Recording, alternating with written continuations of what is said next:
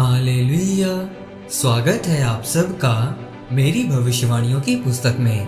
तो आइए हम आज के पवित्र वचन को पढ़ेंगे जो कि परमेश्वर की दासी पास्टर सोनिया यूसुफ नरुला जी के द्वारा लिखा गया है।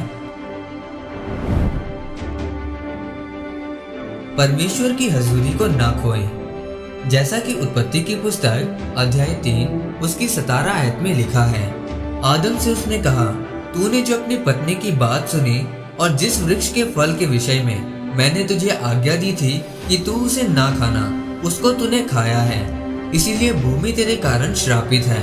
तू उसकी उपज जीवन भर दुख के साथ खाया करेगा।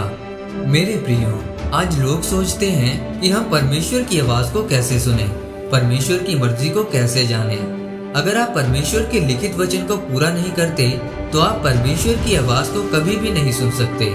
बाइबल कहती है, पाप न करो, चोरी न करो, व्यभिचार न करो। लेकिन अभी भी आपके जीवन में थोड़ा थोड़ा पाप चल रहा है। कभी चर्च चले गए, कभी नहीं गए, कभी पाप कर लिया, कभी छोड़ दिया। ऐसे करके आप परमेश्वर की आवाज को कभी नहीं सुन पाएंगे और परमेश्वर की हजूरी को अपने जीवन से खो देंगे। बाइबल में लिखा है कि परमेश्वर अपने वचन को अपने दास के द्वारा भेजता है और अपने लोगों को चंगा करता है और आशीषित करता है।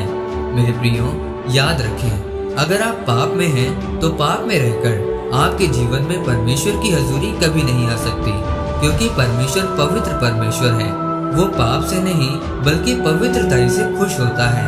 और शैतान इसी ताक में बैठा रहता है कि कब आप कोई गलती करें और वो आपको गिराए और परमेश्वर की हजूरी से दूर कर दे। यही गलती आदम ने भी की थी।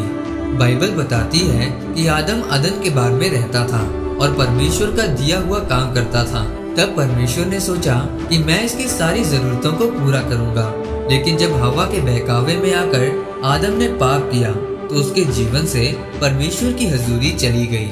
फिर परमेश्वर ने उसे शापित किया कि अब तू मेहनत करेगा और अपने पसीने की रोटी खाया करेगा। मेरे प्रियो, क्या आप जानते हैं कि यूसुफ किस तरह से परमेश्वर की आवाज को सुन पाया और अपने जीवन में परमेश्वर की हजूरी को बनाकर रख पाया? उसको वचन का पता था और उसका विवेक जानता था कि व्यभिचार एक पाप है, इसीलिए वो उस पाप में नहीं गिरा और अपने जीवन में परमेश्वर की हजूरी को बनाकर रखा।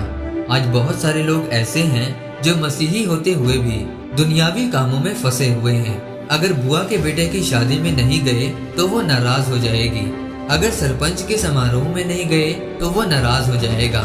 चाहे उनके जीवन से परमेश्वर की हजूरी चली जाए, लेकिन उनको लोगों की परवाह रहती है। मेरे प्रियो, इसीलिए ये आपको तय करना है कि आपको लोगों के पीछे चलना है या परमेश्वर के वचनों को मानते हुए उसकी हजूरी को अपने जीवन में बना कर रखना है। जब आप पाप का, रिश्तेदारों का और दुनिया का इनकार करते हुए यूसुफ की तरह परमेश्वर का इकरार करते हुए आगे बढ़ते जाएंगे तो फिर परमेश्वर की हजूरी भी आपके जीवन में बढ़ती जाएगी और फिर परमेश्वर यूसुफ की तरह आपको भी ऊंचा और आशीषित करेगा। आमीन। आइए इस घोषणा को आप मेरे साथ एक मन होकर ग्रहण करें। सर्वशक्तिमान परमेश्वर, मैं घोषणा करता हूँ कि जितने भी लोग इस वचन को पढ़ें और सुने वो पाप से बाहर निकलकर आपकी हजूरी में आए और आपकी हजूरी इनके जीवन में बढ़ती जाए, प्रभु यीशु मसीह के नाम में। आमीन। परमेश्वर आप सबको आज के वचन के ऊपर मनन करने के द्वारा आशीषित करे। आमीन।